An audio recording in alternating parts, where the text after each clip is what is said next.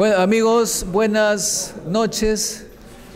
Bienvenidos a un nuevo encuentro con la ciencia.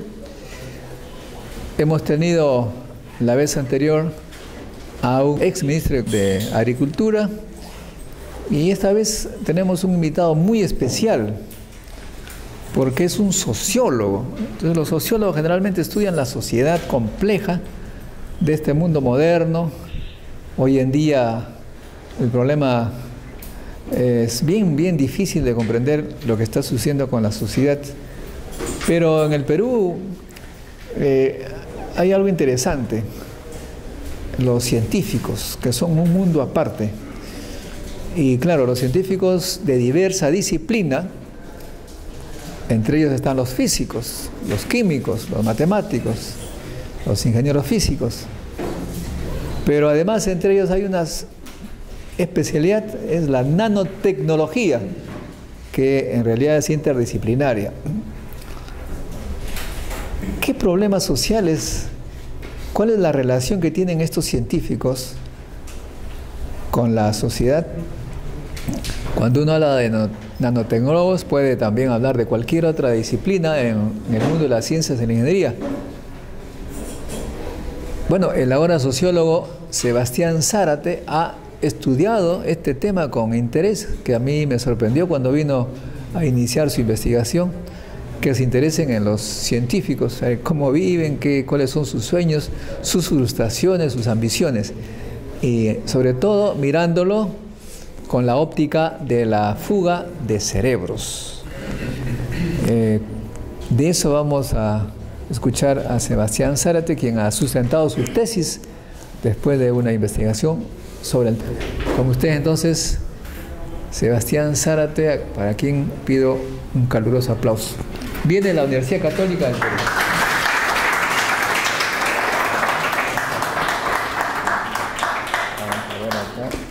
Gracias, doctor Montoya, por la presentación. Como dijo el doctor Montoya, soy un sociólogo, me he licenciado hace poco. Y bueno, mi tema es la ética. El título de mi tesis ha sido La ética científica de la diversidad, la agenda inconclusa de los especialistas en nanotecnología en el Perú. Esa es la primera tesis que se hace desde las ciencias sociales, en especial de la sociología, sobre la ciencia y la relación que la ciencia tiene con la sociedad. Y me ha tomado alrededor de casi 2 años poder terminarla, trabajarla y presentarla y sustentarla, ¿no? Bueno, empezaremos con cómo es que me acerqué al problema, ¿no? En el Perú, los estudios sobre la ciencia, la tecnología y la sociedad son realmente muy escasos. Y más aún, desde la mirada de un sociólogo, abordar estos problemas resultaba complicado en un inicio porque nadie lo había hecho, ¿no? Entonces yo me propuse intentar hacer una pequeña acercamiento y conforme empecé a revisar la bibliografía encontré estos 6 elementos, ¿no?, que caracterizan a mi modo de ver la situación actual de la ciencia y la tecnología en el Perú. El primero de ellos es que bueno, existe un crecimiento macroeconómico del país en los últimos 10 años que ha sido, según algunos especialistas, de 7% anual, que ha sido bastante alto y sostenido. En los últimos años ha caído un poco, pero la idea es que se vive un contexto de bonanza económico, ¿no? Pero que este crecimiento ha coexistido con una baja producción e inversión en ciencia y tecnología, que es aproximadamente el gasto de 0.15% del PBI, que es uno de los más bajos en la región, ¿no? Entonces quiere decir que ha habido un crecimiento económico, pero al mismo tiempo una baja demanda no una baja demanda, sino una bajo interés por todo lo que tenga que ver con el desarrollo de la ciencia y la tecnología en el país. Pero por otro lado ha habido una demanda creciente sobre ello. Eso quiere decir que a grandes rasgos no se entiende muy bien de qué se trata la ciencia y la tecnología, especialmente por las élites políticas del Perú. El segundo elemento que encontré fue que las instituciones vinculadas a la ciencia y la tecnología se encuentran debilitadas y además los grupos de investigación se encuentran fragmentados en comparación a otros países de la región. Básicamente estoy hablando del CONCITEC, que es el Consejo Nacional de Ciencia y Tecnología, que de acuerdo a uno de los presidentes anteriores que se llamaba Benjamín Martí Corena, él sostenía que desde a partir del 2002, el 2006, el CONCITEC era prácticamente una institución que era indescifrable para los funcionarios públicos, entonces se pensaba que no era de interés nacional. Luego, el tercer elemento que encontré fue la ausencia de políticas públicas y agendas de investigación difundidas y consolidadas. Esto me pareció interesante porque no es que no existan las agendas de investigación, sino es que puede que existan, pero los científicos en la práctica no las conocen, no son muy difundidas y tampoco están muy bien articuladas. El cuarto elemento es que existen pocos investigadores. Esto en la literatura se llama masa crítica, que es un número crítico de especialistas o de investigadores que tiene que ser mínimo para que se desarrolle investigación a una mayor escala, ¿no? Por lo menos investigación básica. Y bueno, inestabilidad laboral, ¿no? Que ya se ha hablado algo de la carrera de científico, que en realidad es un debate que todavía no se ha iniciado y que a duras penas se trata de recuperar. Luego está el quinto elemento, es la poca estima cultural que se le tiene a la actividad científica. Esto quiere decir que, como está en la imagen ahí, es un científico loco, que es básicamente la imagen que se tiene sobre la ciencia, que es una especie incluso de magia o arte que se le cree muy lejano del conocimiento práctico, ¿no? Y ello se ve reflejado en una precaria situación de las estadísticas en ciencia y tecnología en el país, que en el mejor de los casos está desactualizada desde el año 2004 o no se produce, ¿no? Y bueno, finalmente existe una escasa presencia del sector privado, que también es histórica la distancia que este sector ha mantenido en relación a la ciencia, y también una escasez de infraestructura y de equipamiento, que es relacionado a los laboratorios y equipamiento que mejor dicho, los insumos que se emplean para realizar los proyectos o experimentos que realizan los especialistas. Bueno, antes de iniciar, ¿no? Hice una revisión de la literatura, que es lo primero que se hace al abordar un tema de investigación, ¿no? He hecho una línea cronológica sobre los autores importantes en el Perú. El primero de ellos fue Francisco Sagasti, es un ingeniero industrial que en el año 1978 empezó a investigar sobre el tema sobre el desarrollo de las diferentes ramas industriales.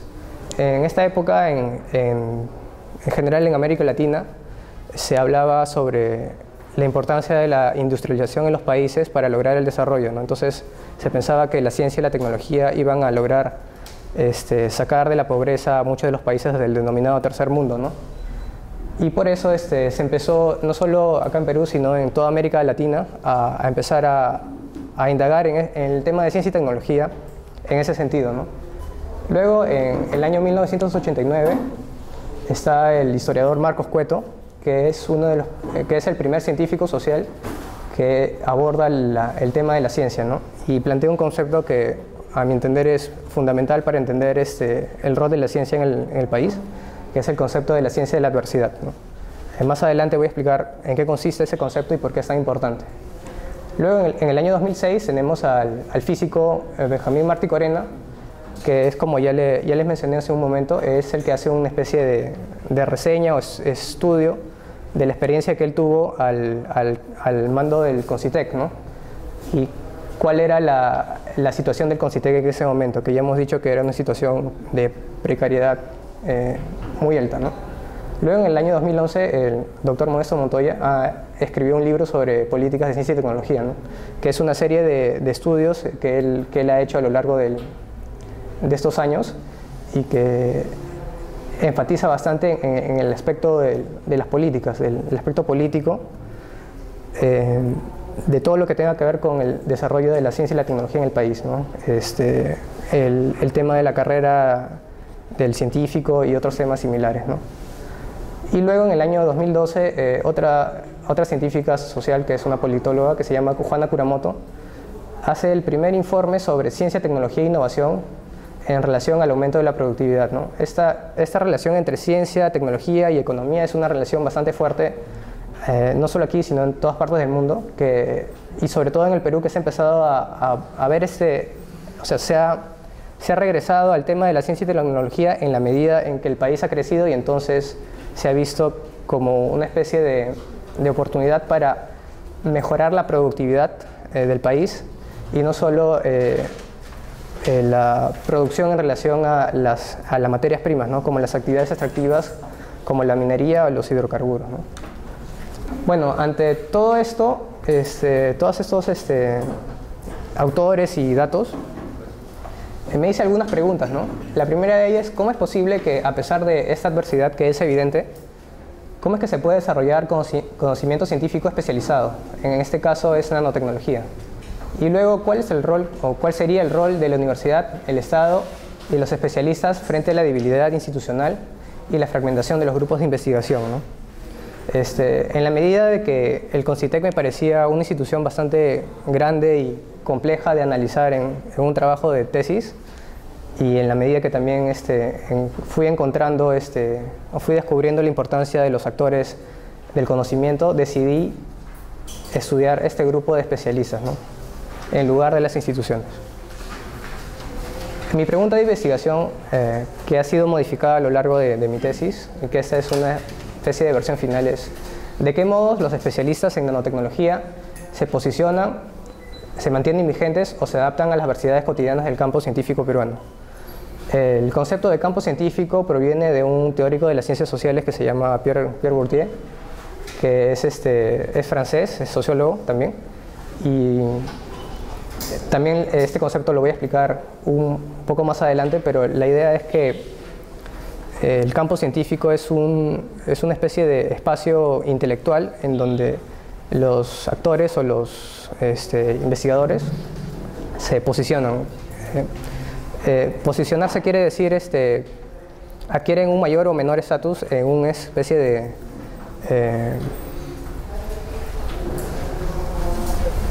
¿cómo decirlo así? Como un sector un campo o un sector de la sociedad.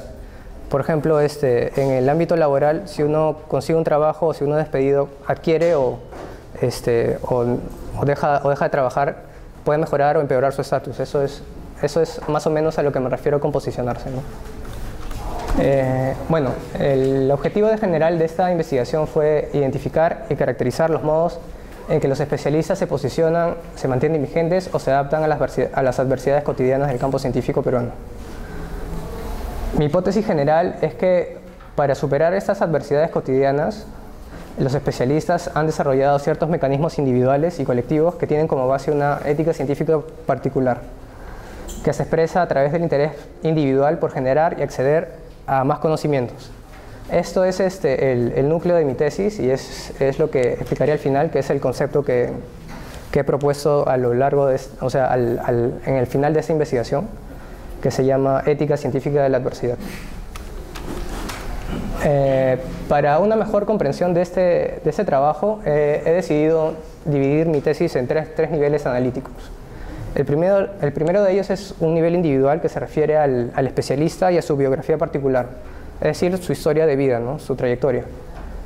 Luego, en un segundo nivel, es un nivel grupal que básicamente da cuenta de las afinidades y las rivalidades que emergen en la interacción cotidiana de los científicos. Y luego un tercer nivel es un nivel ya más institucional, que es el nivel un poco más difícil de lograr analizar, ya que a partir de las historias de los científicos es muy difícil dar cuenta del panorama institucional de la ciencia en el Perú, ¿no? Pero a partir de los testimonios de ellos he podido tratar de reconstruir una parte del proceso de la institucionalización de la ciencia en el Perú, ¿no? Y qué es lo que se podría esperar en un futuro no muy lejano.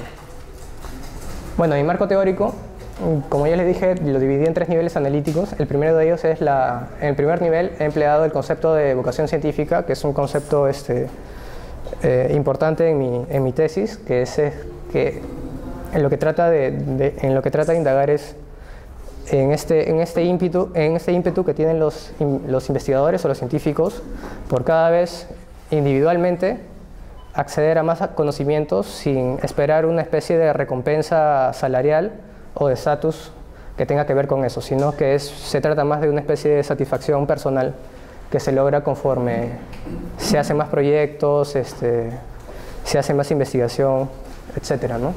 Max Weber es un teórico de las ciencias sociales, un sociólogo, que es uno de los considerados clásicos, que es como el punto de partida de la sociología, de la teoría sociológica en el mundo, ¿no? Y habla justamente del periodo en que en Alemania los jóvenes científicos empiezan a ingresar al espacio académico y empiezan a tener, a escalar en las posiciones académicas y a descubrir que existen otros factores además del mérito, que por ejemplo él lo menciona, la suerte, que es importante porque el mismo autor se pregunta cómo es que hay a veces algunos científicos o profesores que tienen una posición más privilegiada que otros si es que en realidad no tienen tantos méritos o tantas habilidades como los demás, ¿no? Entonces por ahí más o menos va el concepto de vocación científica, que es el que articula a todos los otros niveles. En el segundo nivel he planteado 3 conceptos. El primero de ellos es el concepto de comunidad epistémica, planteado por los teóricos Adler y Haas. El concepto de comunidad epistémica se hace referencia a un conjunto de especialistas que tienen la característica de intervenir en el ámbito público, que es la característica de muchos de los científicos especializados actualmente, ¿no? Lo importante de este concepto es que nos va a permitir vincular el primer nivel con el tercer nivel, porque este concepto lo que trata de analizar es cómo es que distintos científicos de diferentes especialidades pueden agruparse y pueden realizar investigación aplicada, y esta investigación aplicada puede tener incidencia en las políticas públicas de un país, en un sector, ¿no? En ese sentido, no solo se trata de científicos naturales o químicos o físicos, sino también pueden ser profesores o pueden ser otro tipo de especialistas, ¿no? Es un concepto bastante flexible. Luego, tenemos el concepto de la ethos de la ciencia, que en realidad es la ética de la ciencia del sociólogo también Robert Merton, que lo que plantea básicamente es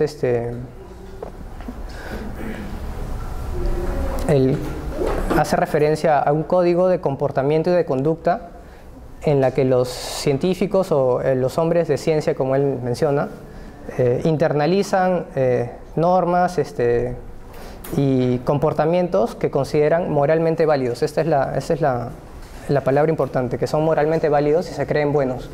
Entonces, por ejemplo, uno de esos elementos es el comunalismo, que es básicamente de lo que se trata es de compartir la información que se tiene sobre los avances tecnológicos y que eso sea parte del quehacer cotidiano de los científicos, que no sea algo que sea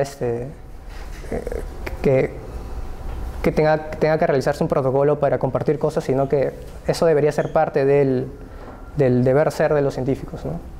Y el último concepto es el concepto de red social, que es un concepto también bastante flexible y que se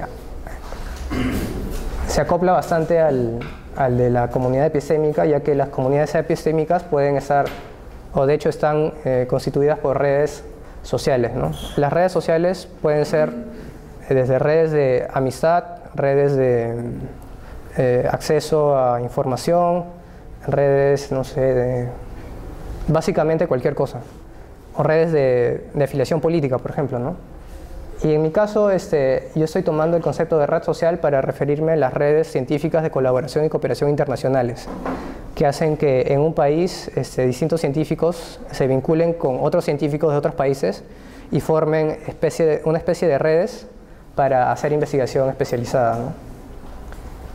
Y bueno, en el tercer nivel tenemos el concepto de campo científico de Pierre Bourdieu, que es básicamente lo que ya expliqué hace un momento, se trata de un espacio intelectual, por ejemplo la universidad, en donde distintos científicos o profesionales pugnan por acceder a mejores posiciones. En ese sentido, De lo que se trata, de acuerdo a Pierre Bourdieu, es que se generan estrategias para lograr una mejor posición, ¿no? Y en ese sentido, la contienda o las disputas entre los científicos es prácticamente cotidiana, vendría a ser un a priori.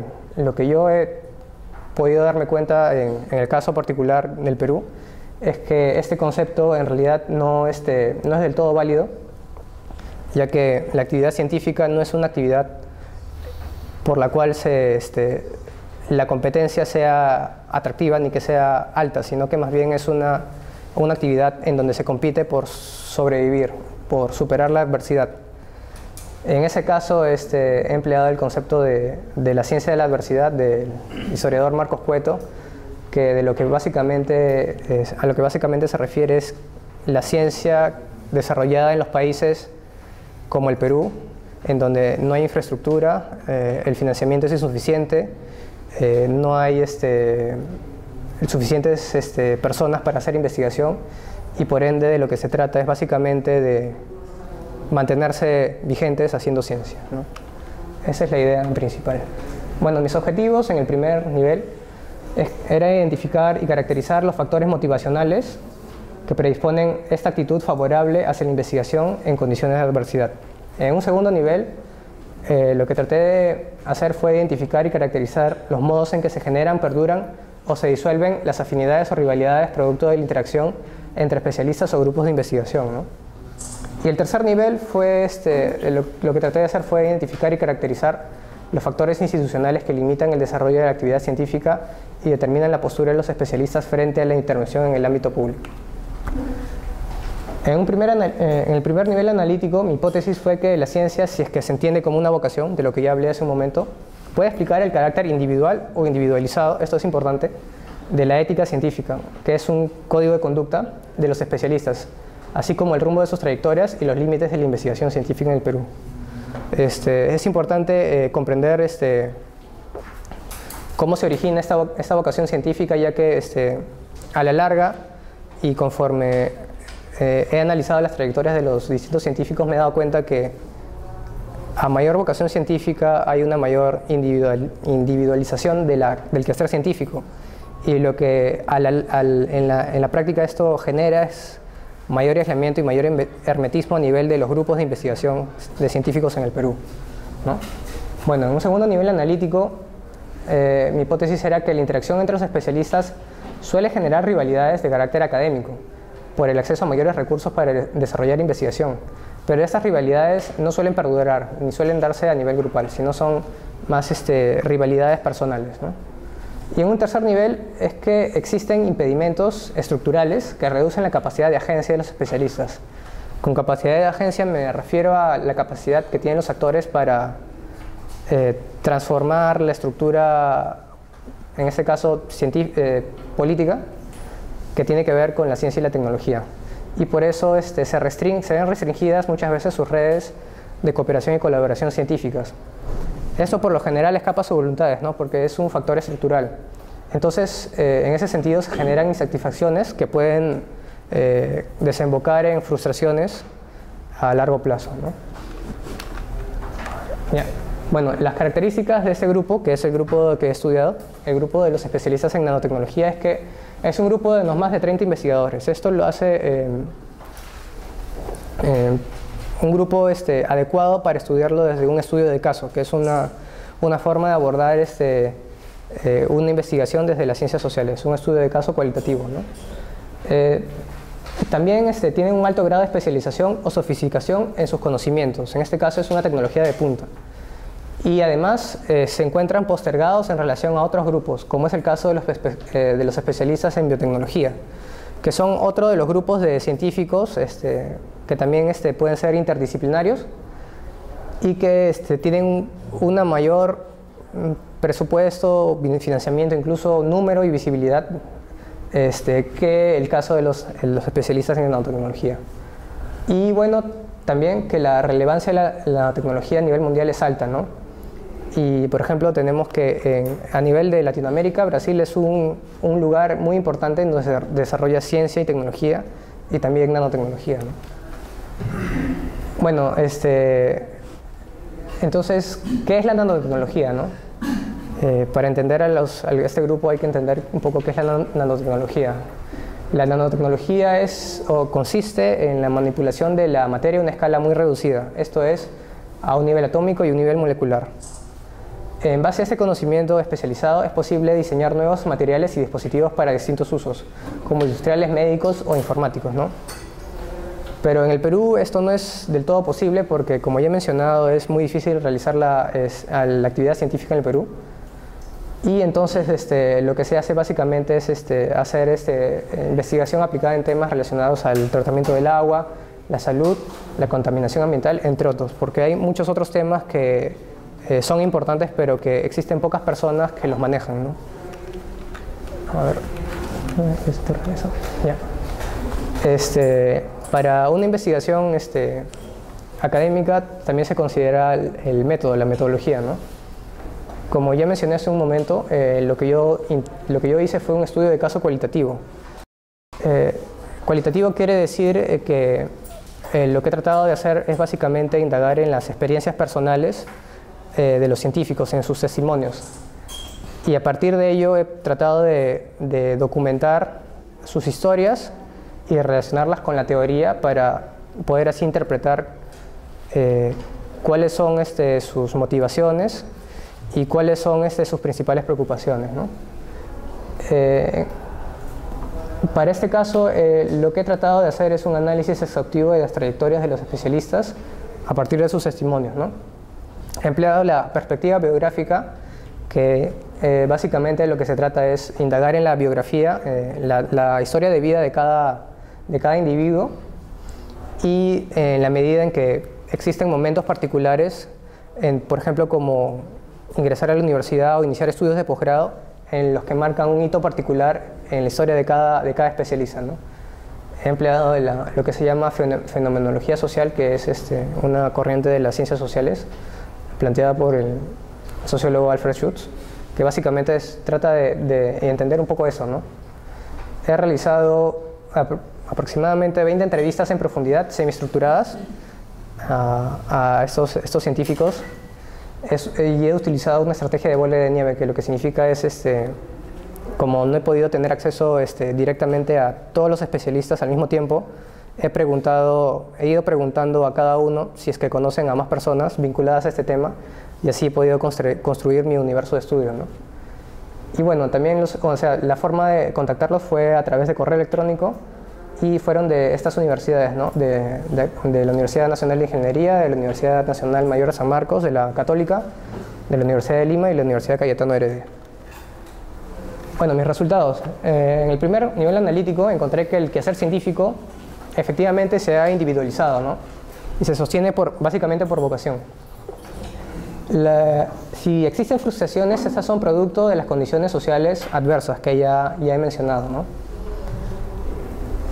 Este último punto es muy importante. A mayor especialización existe una mayor dispersión de los temas de investigación y mayores impedimentos para fomentar el diálogo. Eso quiere decir que si un científico, un físico, un químico, un biólogo, un ingeniero, etcétera, adquiere más especialización con el tiempo, con los estudios de posgrado, etcétera, y regresa al país y no encuentra las posibilidades para desarrollar ciencia aplicada, a la larga, si se tienen muchos de estos casos, se van a tener muchos temas individuales, lo cual genera una dispersión de muchos temas, de muchos individuos en un universo bien heterogéneo como es el peruano, ¿no? Y eso hace que el diálogo sea muy difícil, porque muchos científicos me han dicho que no ganarían nada conversando con personas en los que sus temas son demasiado distintos, ¿no? Entonces eso es un tema interesante y preocupante también, ¿no? En un segundo nivel analítico encontré que a mayor individualismo e inestabilidad es mucho más complicado establecer agendas de investigación que sean conocidas por los especialistas, ¿no? Lo que se menciona básicamente es que debido a las muchas actividades que tienen que realizar los científicos en el país, es muy complicado que se den el tiempo como para poder sentarse y conversar sobre estos temas, ¿no? Además de que consideran que en muchos casos esos temas no van a tener un impacto positivo porque tienden a politizarse en el largo plazo, y entonces sería una pérdida de tiempo, ¿no? Luego que la confianza a nivel de cada facultad es mayor al nivel de distintas facultades o universidades, ¿no? Esto lo he notado aquí en la Universidad Nacional de Ingeniería, en la Facultad de Ciencias, que aquí he podido notar que la confianza es mucho más alta, ¿no? A nivel de la facultad. Pero al empezar a indagar en la universidad, fuera de este ámbito de la facultad, es mucho más difícil establecer estos lazos de confianza, ¿no? En San Marcos es mucho más difícil porque no he encontrado un conjunto de personas que sean tan cohesionadas como en el caso de la Universidad de Ingeniería, ¿no? Y en el caso de la Universidad Católica he encontrado que son personas más jóvenes que están empezando un poco más a establecer más grupos, ¿no? Son como tres casos distintos, ¿no? Y esto es importante porque la confianza es la base para generar lazos futuros de investigación conjunta, ¿no? Entonces, si uno quiere acceder a un laboratorio de otra universidad, si es que no se tiene la confianza suficiente, es muy difícil que se tenga acceso a eso, ¿no? Incluso dentro de la misma facultad, ¿no? Si es que las personas que están empezando a entrar a la actividad científica no se ganan la confianza de la persona a cargo del laboratorio, es muy difícil que estas cosas, que esta investigación continúe, ¿no? También existe un debate sobre realmente si se hace nanotecnología en el Perú. Esto es debido a las condiciones adversas que ya mencioné, porque muchos dicen que la nanotecnología también implica manipular la materia a la escala nanométrica, pero que por las condiciones del Perú eso no es posible. Entonces no se llega a manipular la materia, sino solo se llega por ejemplo, a crear nanotubos de carbono, me parece que es el término, pero más allá de eso no se hace, no sería nanotecnología de por sí, ¿no? Y en el tercer nivel analítico he encontrado tres cosas. En primer lugar, que existe, en lugar de expectativas, que es lo que normalmente genera la ciencia y en general la nanotecnología, prevalece la incertidumbre. Y existe un distanciamiento entre los especialistas y los tomadores de decisiones. No hay un vínculo entre la política y la ciencia, ¿no? Y bueno, finalmente, el pensar la ciencia como una institución y reinsertarla al proceso de racionalización occidental es un debate que aún no se ha iniciado. La ciencia es, como la educación, también es una institución. Quiere decir que es un conjunto de normas y valores que hacen que las personas formen parte de un conglomerado un poco más grande, en este caso un país, una sociedad, y que también sea un proceso.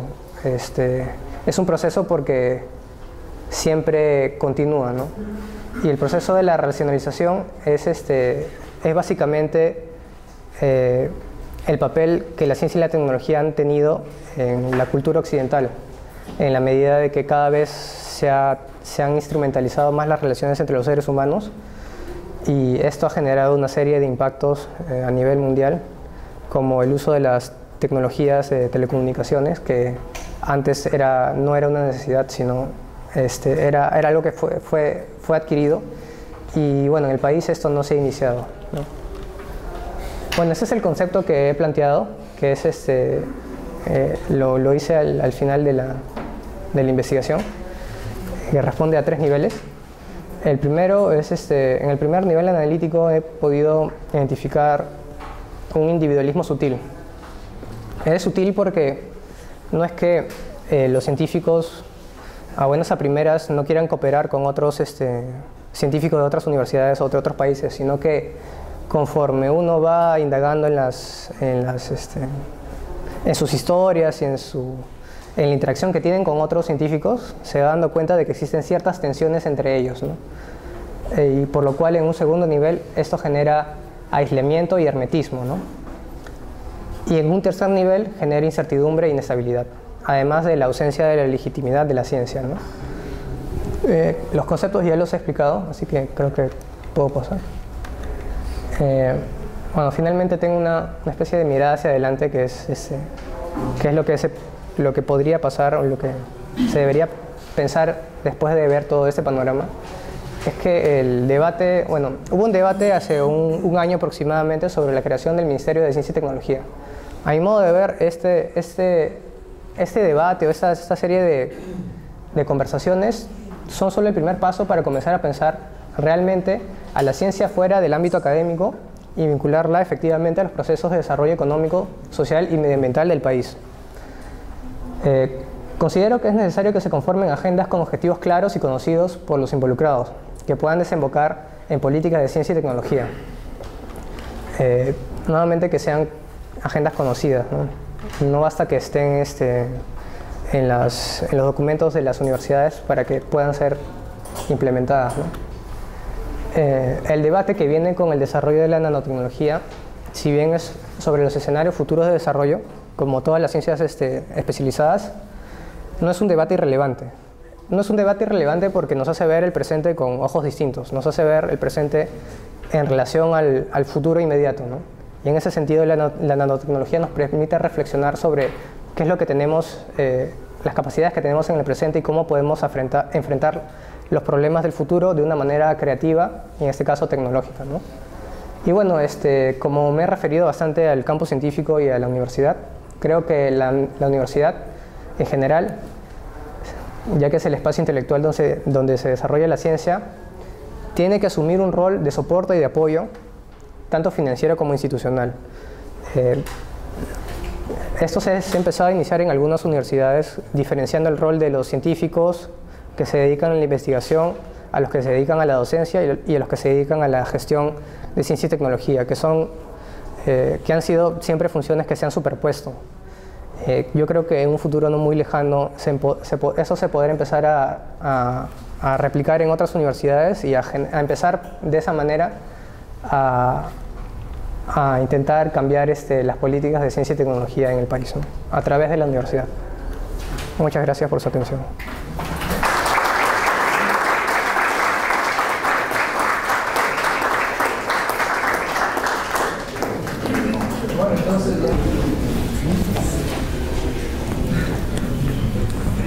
Mi nombre es Rubén Bringas Álvarez, especialidad en Ingeniería Física. Quiero saber si ha contactado con especialistas fuera del país. O sea, porque estaba recolectando y si están colaborando desde fuera a nanotecnología acá al Perú. Ya. Bueno, gracias por la pregunta. Lo que pasa es que en mi investigación lo que traté de hacer fue hacer un estudio sobre el estado actual de la ciencia en el Perú, ¿no? Y en ese sentido traté de abarcar la mayor cantidad de especialistas, ¿no? De las distintas universidades. Y bueno, no me planteé buscar o intentar contactar a otras personas de otros países, porque eso iba a escapar un poco de los objetivos que me había planteado al inicio y de la metodología que yo tenía en mi investigación, ¿no? Pero lo que sí te puedo decir es que las personas que he podido contactar, ¿no? En la UNI y en otras universidades, hay una cantidad importante que mantienen contactos con las personas en las que conocieron en el posgrado, ¿no?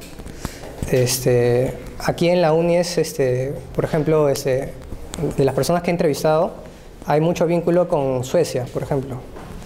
Hay muchos, por no decir todos los doctores que entrevisté, hicieron un posgrado en cooperación con la UNI y Suecia, ¿no?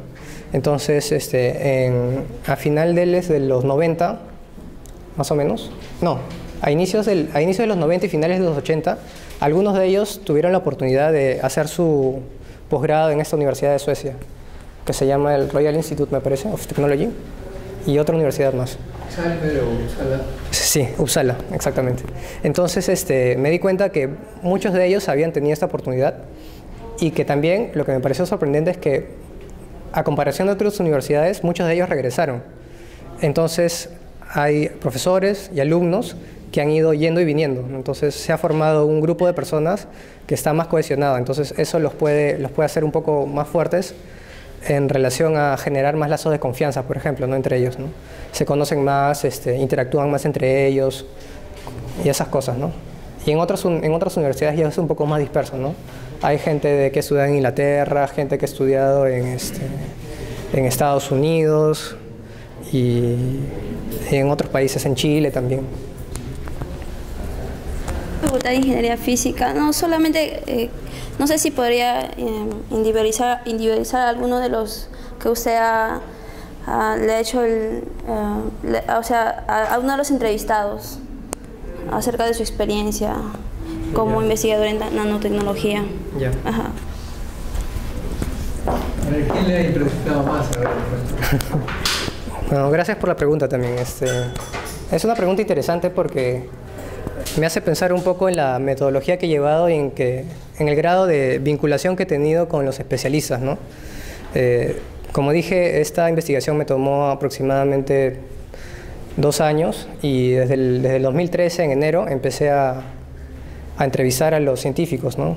Empecé por la uni y hice varias sesiones de entrevistas, ¿no? Entonces, la que recuerdo más de ese momento fue con el doctor Abel Gutarra, de la Facultad de Ciencias de acá de la uni, y él me contó que cuando él empezó a dictar en la uni, se tenía la idea de que aquella persona que se dedicaba a las ciencias básicas, a física, a química,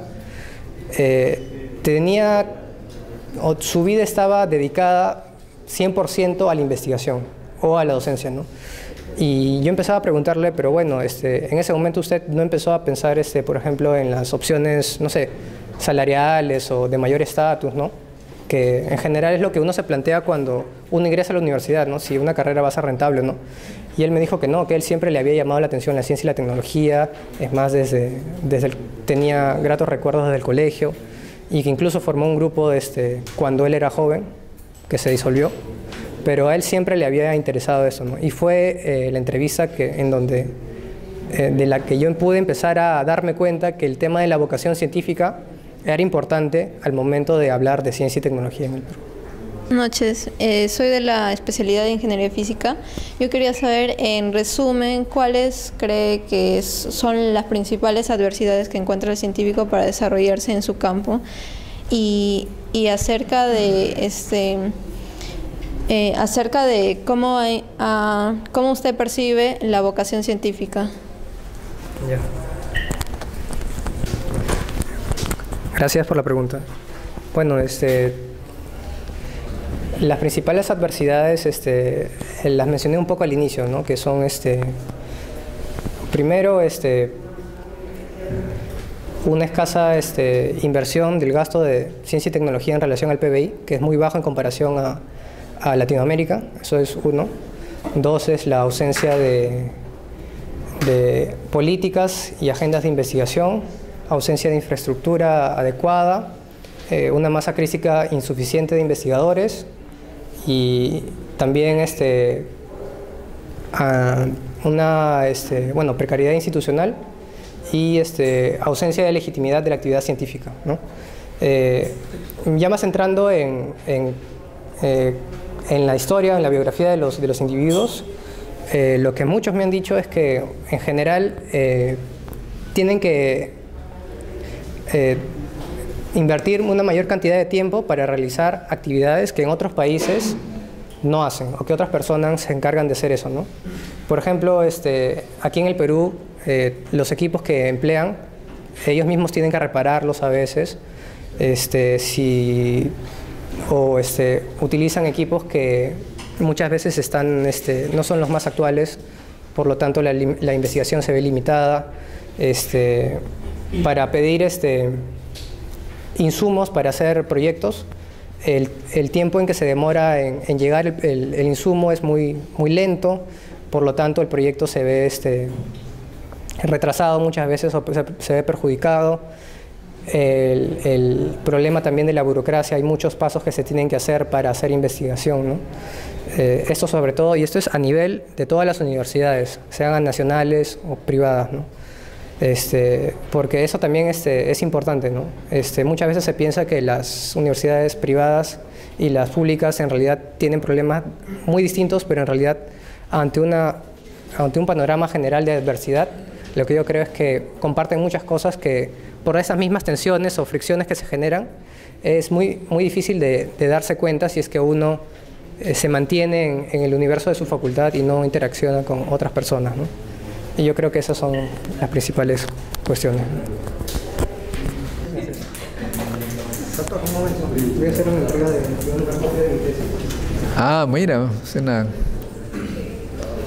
Bueno, muchas gracias.